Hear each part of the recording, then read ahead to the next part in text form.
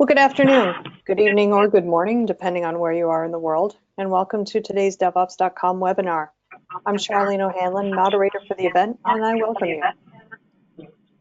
We have a really great webinar on tap today, but before we get started, we do have a few housekeeping items.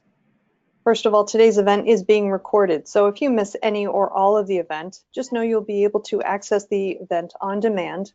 We'll be sending out a link sometime after the event this afternoon to let folks know that they can get to the webinar on demand via a link. And we are taking questions from the audience. So at any time today during the event, if you have a question for either of our panelists, please just use your GoToWebinar control panel and submit your questions, and we'll take a few minutes before the end of the event and go through those audience questions. Okay, with that, we'll go ahead and kick off today's webinar, which is Leading the Transformation, Applying DevOps Principles at Scale. Our speakers today are Gary Gruver, who is president of Gruver Consulting, and Jeff Keys, director of product marketing at Plutora. Welcome, gentlemen. Thanks for joining me today. Thanks for having us. Great, great. Well, Gary, I'm going to go ahead and turn things over to you and let you kick things off. If you could improve the productivity of your software development processes by 2 to 3x, would it matter?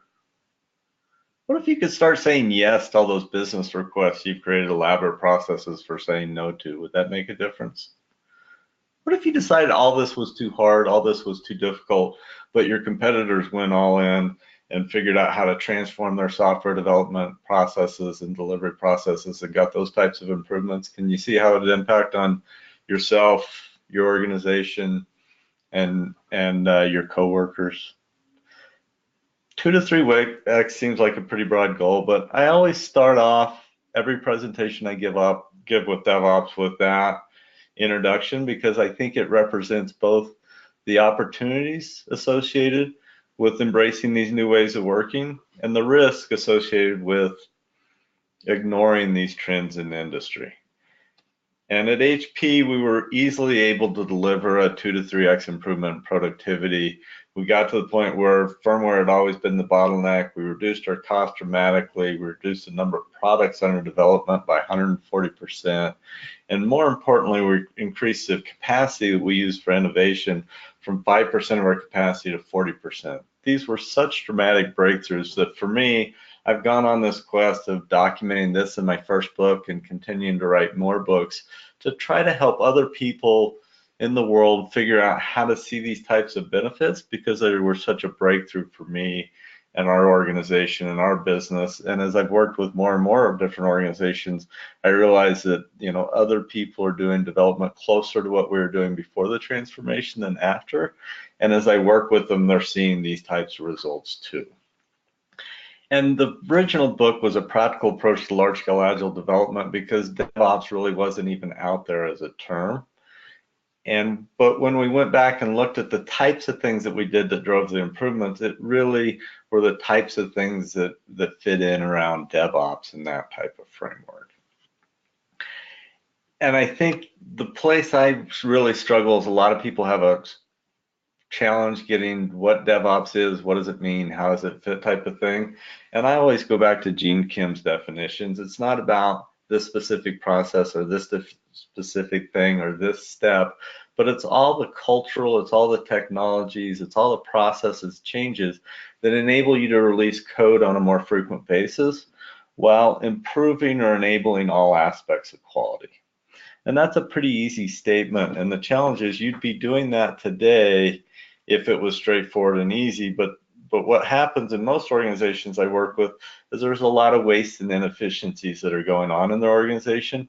And that's one of the reasons that I've really started to embrace the concept of DevOps and that framework, is because I find that as you go after those practices that force you to increase the frequency while improving quality or maintaining it, what you find is you force waste out of the system that's existed there for years.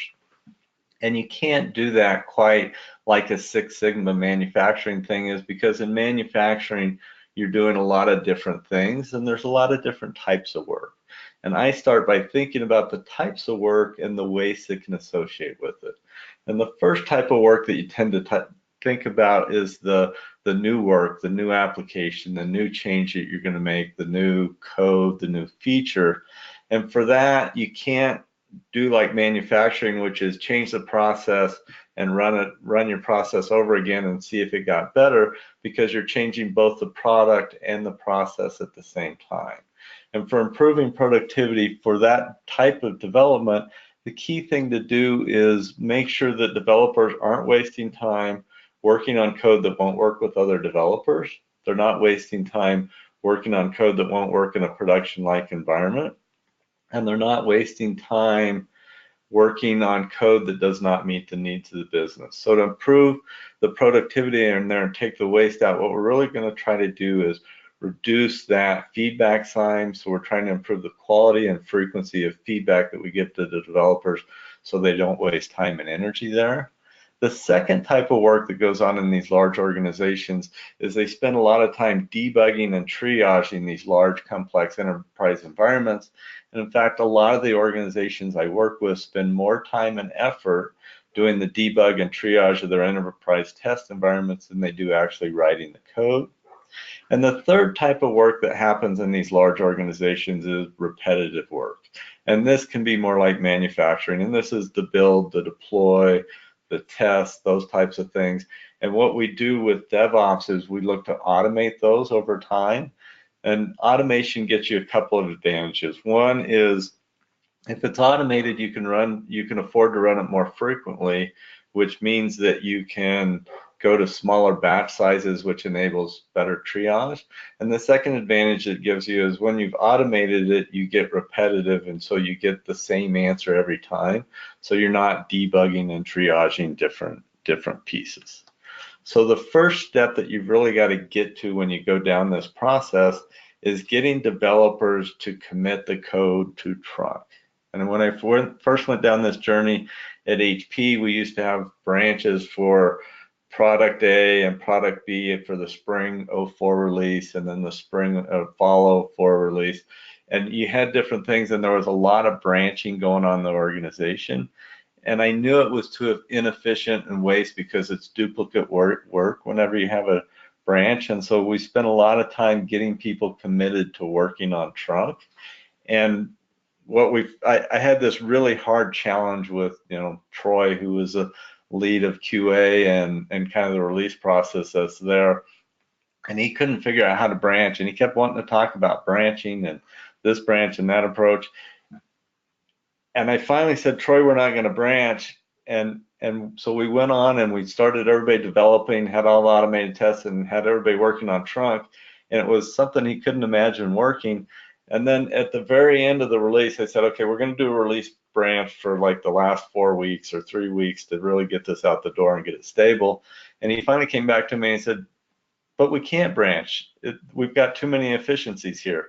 And he finally came back to after running a river trip that in Idaho, and he came back with this, he'd kind of gone through a process of trying to figure out how to come up with different names of saying branching without using the B word.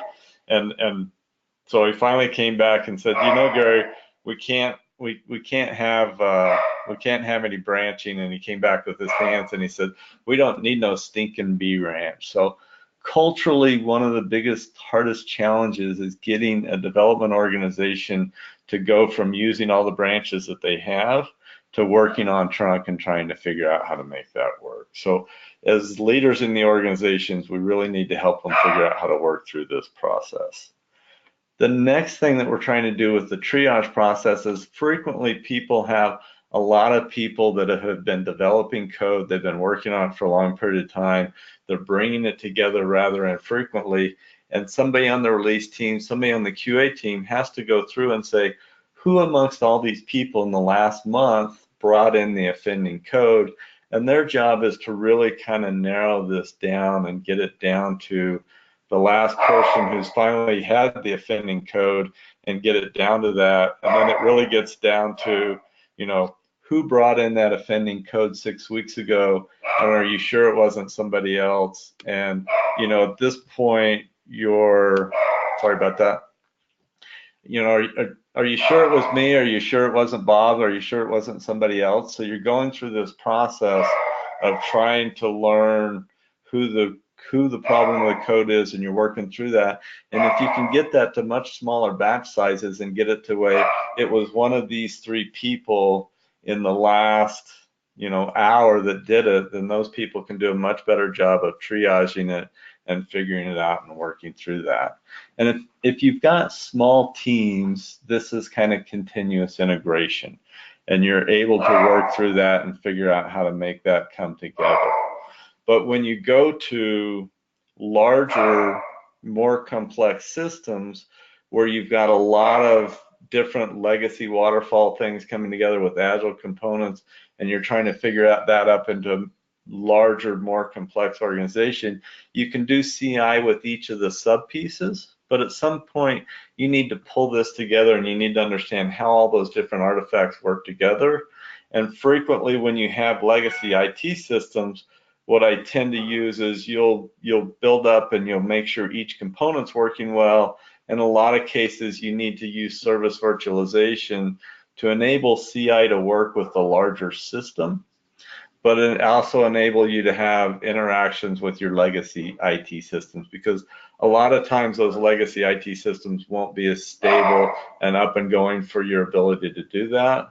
And so then occasionally you need to go through the process of taking out the service virtualization once a day and making sure that you're doing end-to-end testing on the system. So those are, you know, this is this idea of when you have a large complex system, you need to understand what's going on with the components. You need to understand how you build them up in a structured way that localizes the offending code as quick as you possibly can.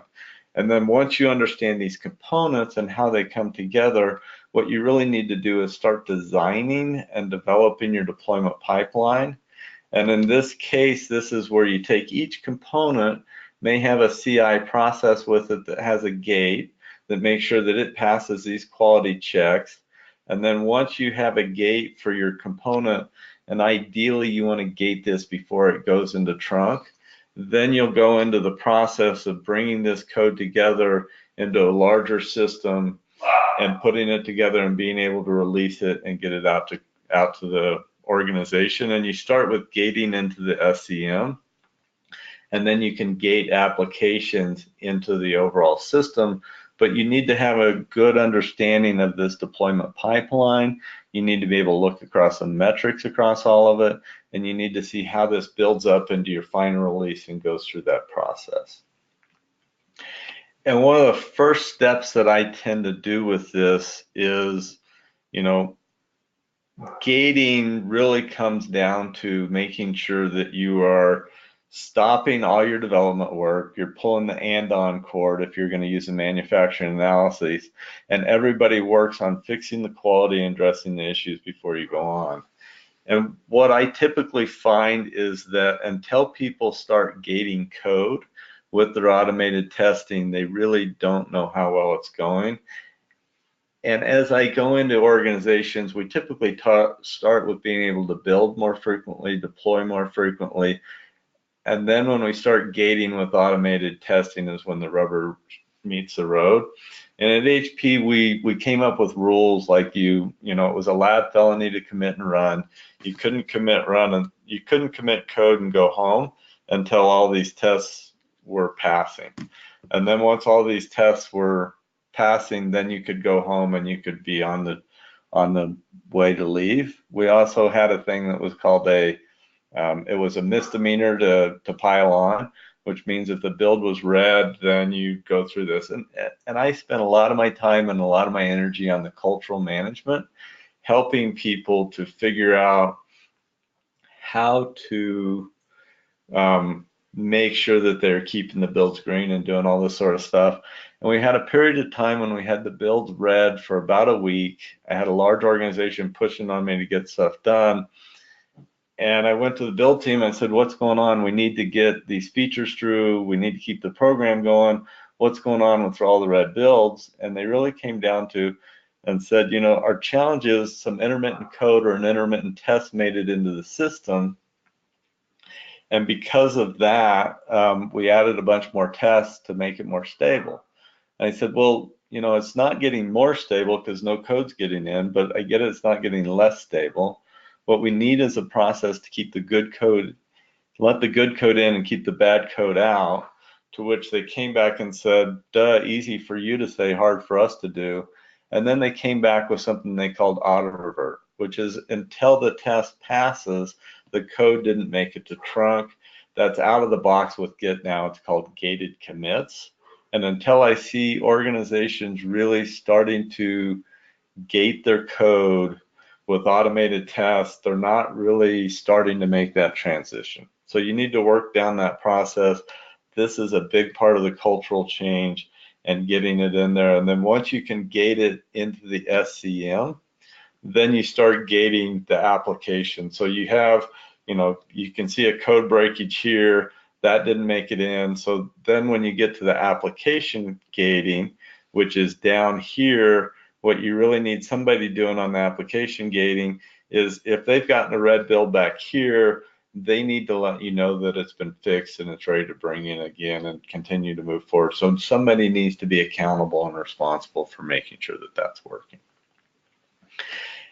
And the key part of this is automated testing. I see a lot of organizations have been doing automated testing. I know it's been around for years, but until people start gating their code with it, I don't think it works I don't think you know it's working well. And I have yet to work with an organization that's starting to do real DevOps, that when they start gating code, they need to go back through and re-architect their test automation, look at their framework. And I tend to point people, especially with web type applications, to this book by Cucumber and Cheese by Jeff Morgan, because I think he's done a very good job of trying to figure out how to apply object-oriented programming to test automation so that it's maintainable, triageable, and that it's stable and reliable, and you can depend on it for gating code. Because a lot of people have written automated testing, but it's fairly intermittent, and when you go in and start trying to use it for gating code, it doesn't work very well. Once you started through that, you can start to talk about, you know, the test passing rate, and you need to be able to look at metrics.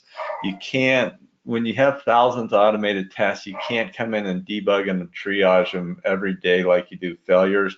And you gate code with automated, I call them build acceptance tests. And then once a day you run the full regression suite. And when you're running the full regression suite, if you see a dip like we've seen right here on 8.8, you know that something's made it in, it made it past the build acceptance test. You go in and you fix that defect, and then once the defect has been fixed, then you go in and you add an automated test to your build acceptance test, and you do that. So this ability to look at and see the test passing rate at the overall level and bring that down to the build acceptance test is key. And being able to have those metrics and look at it and seeing what's going on is important. So once you've started gating and you're working through that process, the next thing that you see in a lot of organizations is variances from environment to environment to environment. And when you start with not very DevOpsy and you have people manually logging into services, what you'll find is your test will pass in one environment, in my services or in pre-prod or performance. And what you need to move forward to over time is getting those to where they're consistent with a common script with environment descriptors. And this is where you go through, and this may be via Chef Puppet, it may be via containers. I think containers have made this go a lot quicker, and it's become a lot less of an issue as you go through this. But what you find is your tests may be passing in your dev environment, your CI environment, but as you move forward, you see other issues. And the DevOps principle that's been designed to go after that is really getting control of these things by scripting these environments and making sure they're consistent. Next, a big change that needs to happen is developers need to go to what's called evolutionary database. If you're trying to keep a build green and keep it always passing, and people are bringing in database changes, they can fundamentally break backwards compatibility. This book by Pramod and Scott does a really good job, I think, of showing how you go in and make database changes without breaking existing functionality. And what you tend to do is you don't ever modify a database schema. You add columns and rows and you deprecate. And then as you're adding and deprecating, instead of always completely updating the entire database, what you do is when that data gets called in the database, you update it to the new schema, and it's called lazy instantiation. Martin Fowler's kind of come up with that one. You don't ever do alters or modifies. It's like crossing the beams in Ghostbusters, and I think dogs start sleeping with cats and all sorts of bad stuff starts to happen. So that's a change that people need to make also. And then the other thing is when you have a very large environment where you're deploying into it that has lots of servers and lots of different configurations, what people typically do is they'll configure the servers and the routing devices, they'll deploy the code, and then they'll run a system test and they'll see a system test fail. And what will happen is they've got to figure out which of these servers or connections is bad. And that triage process is very difficult, cumbersome, especially if you have 6 servers running the same code and it deployed correctly to all of them but one, or one of the servers was configured wrong. That debug triage effort gets differently. So when you start to think about your automated tests, you can fundamentally change those not to just automated system tests, but can you configure your routings and your servers and then run a test to validate that that happened correctly. And then can you run a server by server deployment validation to make sure that that happened correctly so that you know it's working on every single server, and then write your system test to run to make sure that your code's validated and working correctly. And that process enables you to debug and triage much easier, but you need to be able to look across that whole server farm and that environments to figure out exactly what's going on. Next and lastly is, let's go back. We've scripted the environments. We've automated the deployment process. We've automated all the testing. We're working through that. So ideally, you should be able to make sure that your production environment is going to be the same as your test environments. You should be able to figure that out in minutes, and then you should be able to release more frequently. The challenge with that is that people have been working one way for a long period of time. And when you start doing that, you have challenges like, has anybody ever worked on a project where the business wanted something really bad? My experience having done that a lot is you tend to get it bad, which is to say people are forcing in business requirements into a release that's not ready. And when they do that, it impacts the quality of everything. So culturally, even though you've made these technical changes, you still need to change the behavior of the organization such that they will change the definition of done, right? When you get to a release branch, you need to make sure all the stories are signed off, you need to make sure all the tests are passing, and you need to make sure all the defects are out. And here's an example of trying to understand the work in the system, and getting through these metrics is a challenging piece that you've got to figure out how to do. And this is a pretty complicated graph, but it shows, the number of stories and the number of stories that are signed off going into a release. It shows the test passing rate going across this, and it also shows the number of defects open. And this is data from a real example at a place that I worked. And what it shows is we finally went in and convinced people that, we needed to throw some stuff off the bus that really wasn't ready. And when we got in here between day 8 and day 9 when we released branch, we threw off about 10% of the stories, but we dropped the defect rate by about half.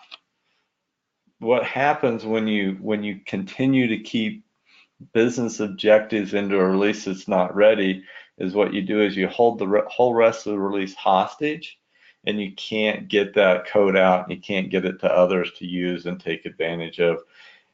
And while it seems counterintuitive to be taking business requirements that people really want out of the system, it really enables you to get more value to the customer quicker and get that in the next release. And it's a catch-22. If you continue to push stuff in to release that's not ready, you're never going to release more frequently. But on the other side, if you're releasing very low frequency, people are going to want to continue to push stuff in. So culturally getting people to change is a big challenge on this, and being able to get this data and put it in front of everybody so they can see it is really important from my perspective. Key, we talk a lot about the technologies here, but shifting the culture, you're going to need to get the leaders engaged to setting a common set of priorities. You've got to get QA to move from manual to automated. You need to get developers to own checking in code and making sure it's stable, whether that's evolutionary database design, whether that's cading code with automated testing, working through that. You really need your developer, your operations teams working on a common set of tools, because you want to have replicated all these things so many times on the front end that when you roll into production, it's just a repetition, boring. And what I see when I go into a lot of organizations is dev or somebody will start down this journey, but ops is working in an old way, or ops has started down this journey, but they're not engaging with dev. And so you have a discontinuity in the deployment pipeline that make sure that you're learning new things.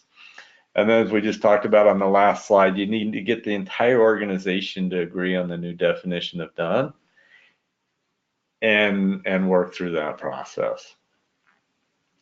If you do these things and go down this path, I start with 2 to 3x improvements in productivity. I've seen it, I've delivered it. It's made such a difference in my life that I've put a lot of passion and energy into going around and helping others. And I think these types of breakthroughs and innovations are available for you. We've kind of had an abbreviated version of this presentation. A lot of what I've leveraged here is off of Leading the Transformation. My latest book is Starting and Scaling DevOps in the Enterprise. This is what I did after I left my organization and gone in and started working with organizations. This is how I go into organizations, work with them, run workshops, and try to help people figure out how to get started. Because I think if you're not delivering business results fairly early in the transformation, people are going to lose enthusiasm and lose energy, and your transformation is going to kind of die out. And so from my perspective, I spend a lot of time and energy here. I think that Plutora is going to make digital copies available for everybody who's part of this webinar to download for free. And this is what I do for a workshop. You can do it on your own. Take these ideas. I can't be anywhere. I can't be everywhere. So hopefully there's enough documented here that you can take it and run with it on your own. If you can't, or you struggle with that, feel free to call me. I help people. I do workshops and do different things. But hopefully between these webinars and different things I'm doing and the book here, you'll have enough that you can get going. So with that, I think I'm going to hand off with Jeff and see if I can't go shut up a dog. Sorry about the background noise. It's not as loud as my teenagers. That was awesome. Hang on a second. See if we can get the presenter over. That was really great. A lot of great advice on scaling and transforming the way that the development processes are managed and run. And I think one of the key aspects that, Gary, you mentioned was about ensuring that all aspects of the organization can see what's happening, that as long as you can enable the leadership team to see the process and what's going on, that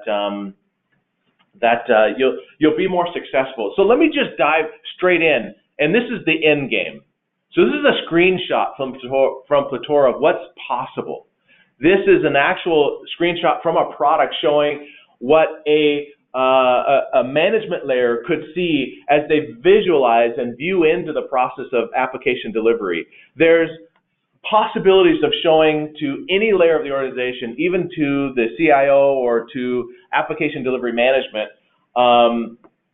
visibility into every aspect of the application delivery and into the key metrics of how that process is improving. And really, as you utilize these things, you can use it to improve, what happens in that, use it to improve the whole process of delivery. As you look at the priorities from an executive view down into the delivery process, you kind of break those down into 4 basic buckets. That, this transformation isn't just about changing the process, but it's the fact that change is going to be at the core. And so improving delivery velocity, or really I rename that to throughput, because a lot of times in organizations, they're dealing with a regulatory and compliance tax that, every time they deliver, they've got to pay a certain amount of tax in order to do a release. Well, the more that can be automated in, the better. And if there's certain things that have to be manual, fine, back those things up and increase your throughput going into that funnel. And it's not just about getting the right features delivered, it's about getting the right features at the right time. And as Gary mentioned, moving in and verifying that you're optimizing the investment inequality, verifying that as you move to automated, looking to even know where to automate. It's interesting, there's a Gartner report that talks about the tooling and culture implications as you go through this transformation. And when you look at the percentage breakdown of where the investments lie, really only about 30% of the investment in transformation are focused on actual automation and tooling and release automation and those kinds of things. And 70% really fit in communication, collaboration, culture, providing transparency, and so forth. These are so key to provide visibility and transparency into every aspect of what's happening. Agile is flexible. The hard part about a culture change for any organization that's been doing waterfall is to recognize that the iron triangle is going to be different, and that they need to have a different way of looking at what's going on. Well, you need a way to provide visibility back up to management so that as these agile processes spin and become more autonomous and more self-maintaining, that you can still provide the same level of transparency. And you follow then into the next challenge, is that every enterprise is in the process of transitioning, which means that all the teams are dissimilar. You got some on Agile, you got some on Waterfall. Frankly, in the enterprise, these companies have been around for more than 100 years. Some of those teams ain't ever going to be on Agile. They're going to still continue on the types of processes they've got. And you need to be able to coordinate all those things together.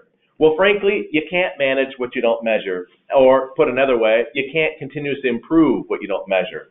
Well, how are you going to measure that? How are you going to track the progress of these things?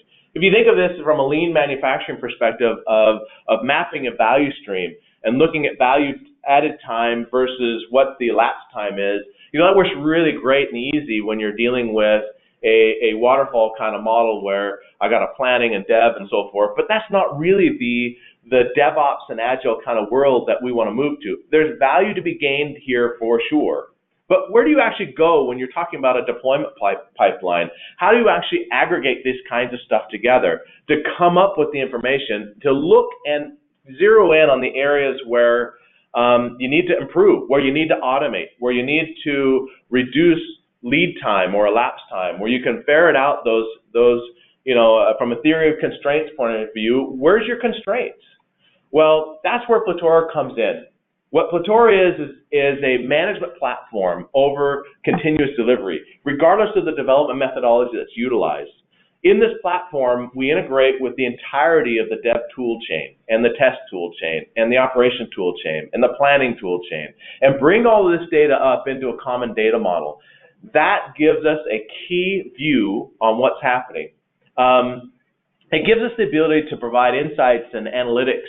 It gives us the ability to induce governance into the process with a two-way integration into the tooling that's done there. It provides gating into CI processes or waterfall processes. That gating can be manual and manual. It doesn't matter. On top of that functionality, we include sets of release planning, coordination and orchestration for managing and breaking out the different phases and gates that are utilized in the process of application delivery. Define up for each sprint or for each application delivery, what are those key criteria, and then have those things converge in a set of automated and manual steps.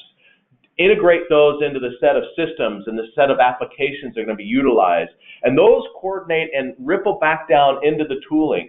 It gives you sort of a two-way view. One, you get the forest, you get to see the forest from a top level and actually add governance to it. But when you're inside of it, you can actually, from an individual team, get that feedback from the greater organization and know how you are going to deliver. You can see when the trains, in essence, are going to, when the delivery pipelines are going to converge and where they're going to converge and which environments.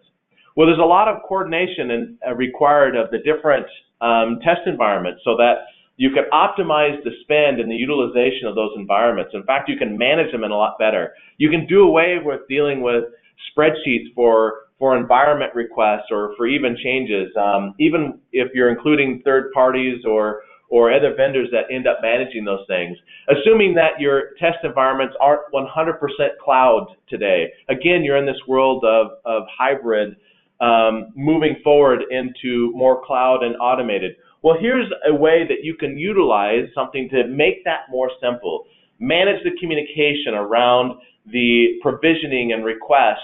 Manage the actual provisioning process to kick it off as part of this management train. So you can look at those areas that take you too long, that are too manual, and work at scripting those out and creating a common environment.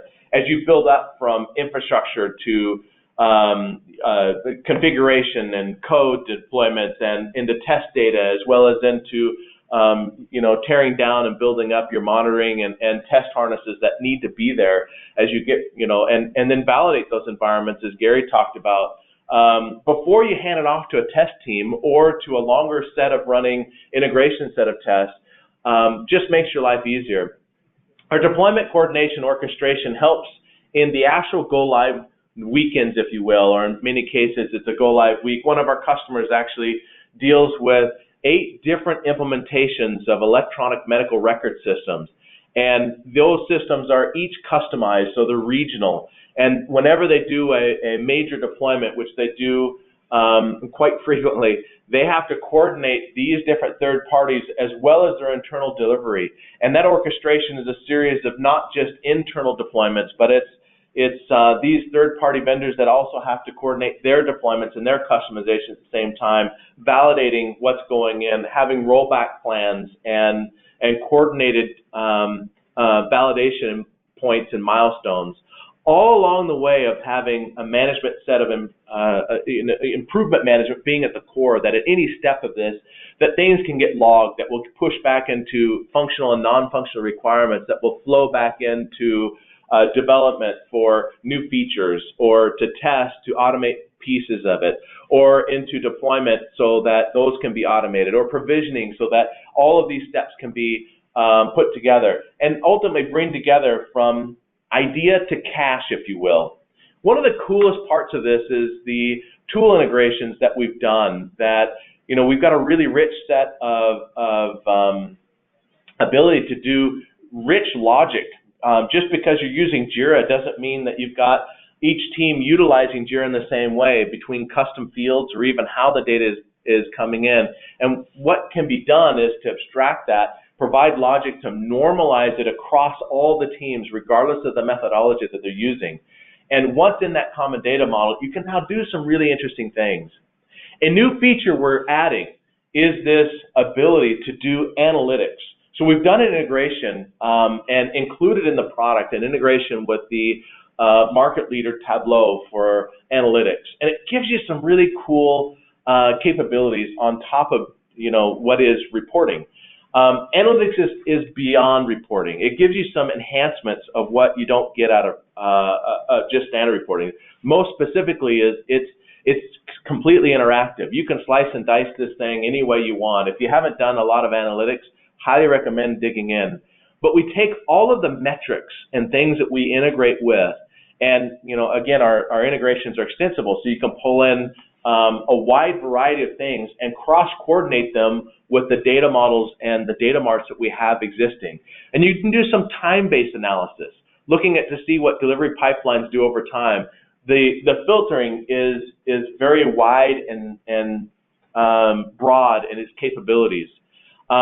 And it really gives you a unique set of power to drill into, focus on those areas that are slowest, those areas that need the most help, find your constraints, provide actual management reporting like we showed at the beginning, and create these dashboards to provide transparency to every level of the organization, providing role-based access so that executives can see one view, the practitioners can see another, dev and test can see their view, and everyone truly is on the same page because it just happens. Eliminate the waste of time it takes to do aggregated reporting. Stop spending time on that and focus on building and managing quality code.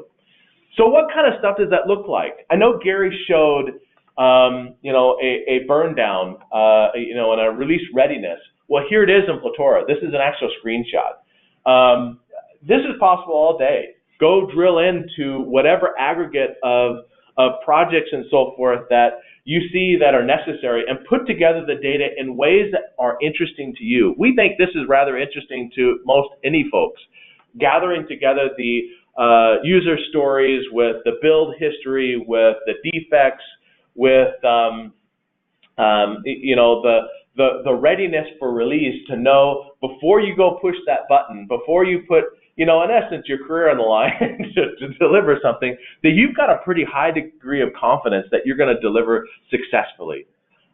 Massive value in this, and you could create these and extend these to really whatever you'd like to see. It doesn't just end there, but there's sort of an analysis of when you say, how are we doing? Think of the question that's asked in any digital transformation where literally millions have been spent through gathering the first project, redoing the tooling, starting to do automating, and the executive comes and says, well, are we doing better than we did before? How do you know? How can you prove it? How can you show? Well, guess what? Using this model, you can show real time and over history, where are we at? You could look at value delivery as it follows through every step of the delivery pipeline, looking at averages, looking at mins and max, comparing different teams. You can compare regions, you can compare projects, applications, and see what works best in your organization. You can then start to go back, find your constraints, eliminate those.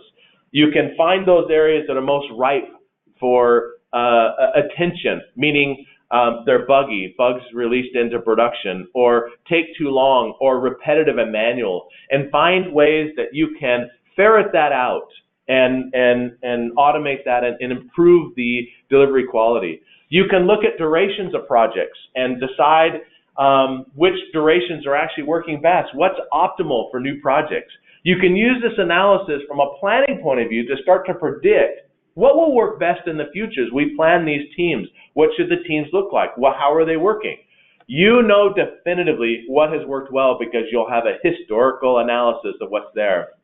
Well, you can take that and aggregate these things together and continually improve this process. You can look at, even feature development and look at the time it takes to complete features. Organize these things down by area, by time frame. Really showing and proving the value that you've implemented in these processes. The essence is, in this method, by introducing this value, introducing this data back up, you provide air cover into the whole improvement process by making data-driven decisions, knowing that what you're doing, you can provide your visualizations for the intuition that you have. What's cool about an analytics engine versus reporting is as you start to dig in here, you can somewhat, as it's termed, follow your nose. You have an idea that a particular area is slow. Well, guess what? dig into it. You can prove it. And then you can show the visualization that proves it. And then you can what if a scenario of saying, well, what if we were to change this? What would I expect to see? And then you can compare that to the actual that actually comes. Let me show you some other things that you can start to drill into. You can start to visualize your investments, understand where they come from, where were they, how does this lay out to what the business priorities are compared to the kinds of changes you're getting into. So with that, I'm going to stop and allow for some questions, because I think we've got some questions. There's a whole lot that is available and possible as you get into this transformation. Yeah, we've got a lot of great questions in so far, but I do want to remind the audience, if you have a question for Gary or for Jeff, please just use your GoToWebinar control panel. You can put them in, and we'll go ahead and get started now with the questions that have come in. Okay. Real quick, can I? Yeah, sure. Go right ahead. Don't underestimate the value of being able to get these metrics in a large, complex organization. The book that I offered earlier is all about the metrics that I go to try to grab in an organization to figure out where is the most important point to start. And what I find is most organizations, it's hard to get that once get the organization started, and it's even harder to get it on an ongoing basis. So the value of that is you start somewhere where you're going to have the biggest benefits. And the other thing is when you can put those metrics together, you can pull everybody into a room like I do when I run my workshops and have everybody have a common view of the elephant, so they're all rowing in the same direction. And then the ability to show improvements over time is key. Everywhere I've gone, going back 10 years ago, we created a database and did this and figured it out. And it was some of the most powerful things that I ever did. And what I tend to say is the deployment pipeline is a forcing function that aligns the organization. And it's the forcing function as long as you have the metrics to pull it together and work through that process. So really make sure that you're able to get these. And I think what you've just seen there is really hard for a lot of organizations to do and work on. So okay. All right, great. Well, actually, that is a great setup for our first question, which is, what are some of the frequent cultural challenges that you have seen while adopting DevOps during that process?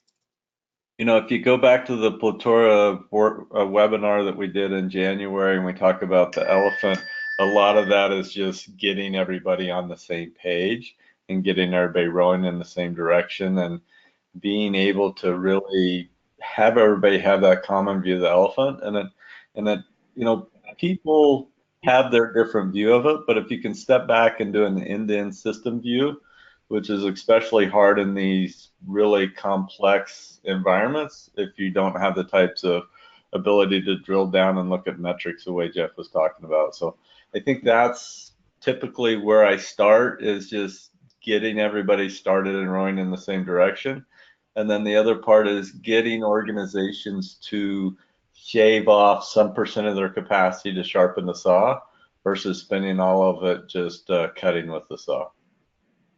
Yeah, something that I hear frequently also, there's such a big, in the traditional model of application delivery, the idea is that it's going to start from the top and push into the development world, and that they ought to be able to see, every step of the way what's happening. And once the scope is defined and the resources that put in and the planning numbers put together, that it's all just going to come out.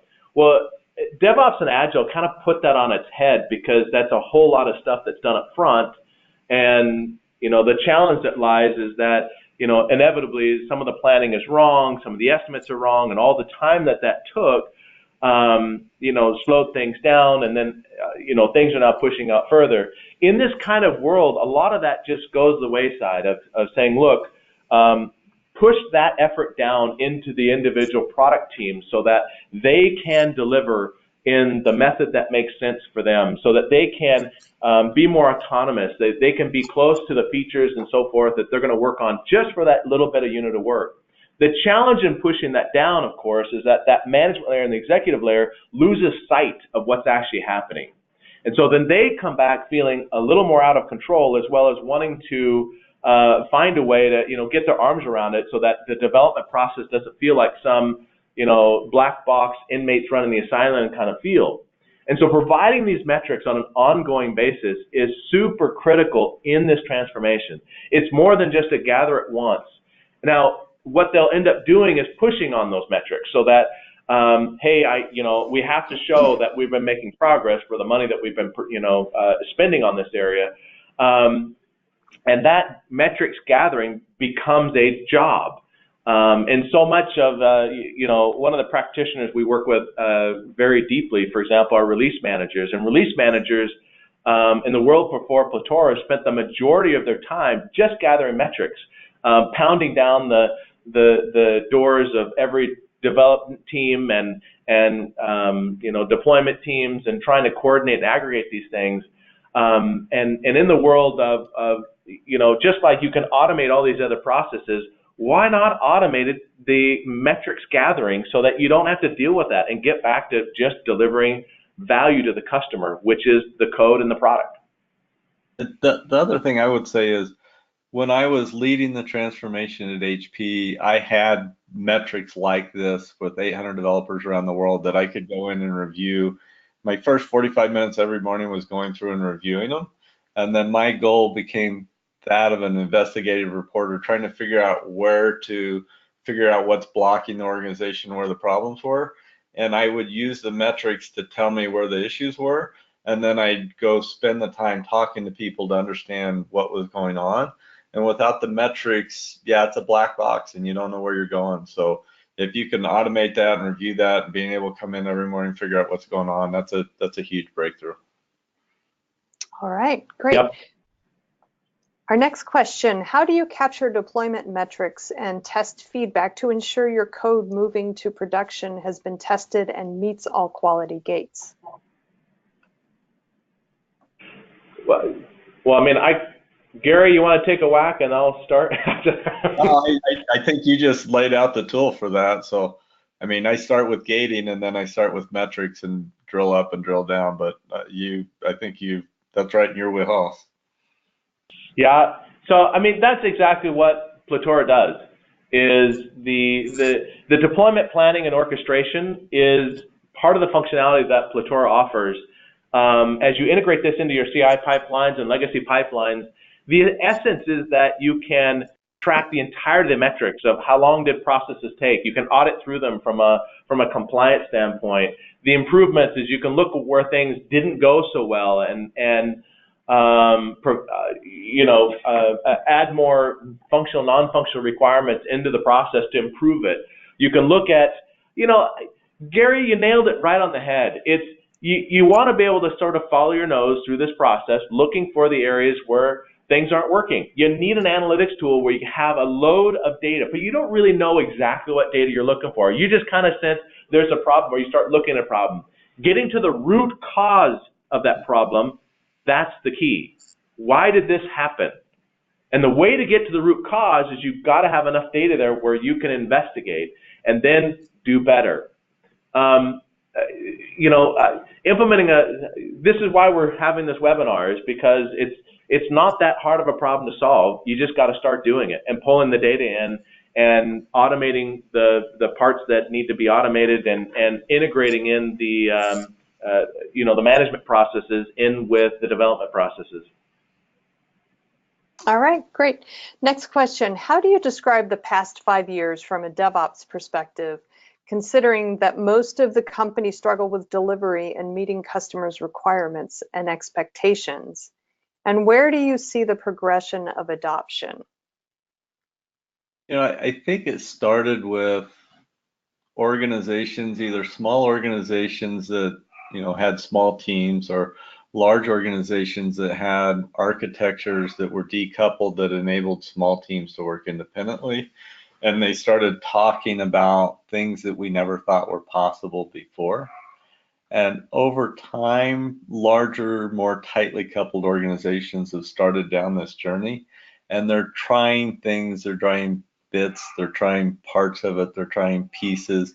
They're seeing some improvements in going through that. And I think what we're going to see going forward is I'm seeing more and more organizations try, but as I get engaged with organizations and they really get going down this journey, it's a 1 to 3 year journey for most organizations that have large, tightly coupled systems. And I think what you're going to be seeing over the next little while is more and more of those large organizations are really starting to get tractions and seeing the type of business impact that we talked about earlier. I think from a business perspective too, the pressure to deliver faster has started to usurp all, where the old cultural norms that you could get away with saying that we have to do it this way because of security or because of compliance just don't hold up anymore. And there's enough proof points out there that the journey into DevOps and Agile provides fruits of improving the velocity and throughput, make it a no-brainer that you've got to go through this transformation. If you don't feel it, just look out there at the many quotes. I love the John Chambers one where he predicted that in 10 years, 40% of companies won't exist in a meaningful way anymore, simply because they will be disrupted by other people. You think through what has been done by the likes of Uber or Airbnb to certain industries, and you wonder, what other industries are coming? Well, the point isn't that Silicon Valley really changed it. The point is that the old way of focusing on customers or not focusing on customers provided an opening for other people to come in and disrupt. It wasn't the fact that Netflix didn't come along and disrupt only because they had an opportunity, because driving to the store to pick up a DVD and then having to pay late fees was a sucky experience for customers. Well, now that you've got somebody that could come and deliver things faster and provide a more customer focus faster, that pressure just usurped all. We must change as an industry because software powers every business transaction, and we have to deliver the value of our business as software and improving that velocity and throughput into what we provide for our customers. So that's, I think, broken the barriers. And even if your business isn't requiring more frequent releases, when you just try to do more frequent build test cycles, you make the triage more efficient, the whole process gets more consistent, and you take waste and energy out of the system, which enables you to do more when the releases you do, or enables you to reduce your cost structure over time in that area if that's required to free up investment for other things. All right, great. Well, we're just a few minutes to the top of the hour, so that's about all the time that we have for the questions. Want to remind the audience that the folks on the webinar, Gary and Jeff, both are receiving a copy of the questions that come in. So if we didn't get to your question, I'm sure somebody from their organization will be more than happy to follow up with you offline. Also want to remind the audience that today's event has been recorded, so if you missed any or all of it, you'll be able to access it on demand. Soon after the webinar, you'll be receiving a link via email that will take you to the webinar on demand. The slides will also be there for download. But in addition, the webinar will be living on the devops.com website, so you can always go there to check it out. It will be listed under the webinars tab under on demand. We've got a ton of other webinars there, including past Plutora webinars. So take a look around. We've got a list of upcoming webinars there as well, so check those out. Maybe there'll be one or two that pique your interest. Gary, Jeff, thank you so much, both of you, for joining me today and providing such a great webinar. And Gary, special thanks to your dog for making a special appearance. It was great. My daughter's dog. She came to town and left me her dog, and I wasn't planning on a yippee skippy. Yeah, that's all right. Well, we're just keeping it real here. So thanks to you both. I do appreciate it, and I'd like to thank the audience for joining me today. This is Charlene O'Hanlon moderating the event, and I wish you all a good day. Bye. Bye. Thanks for having me.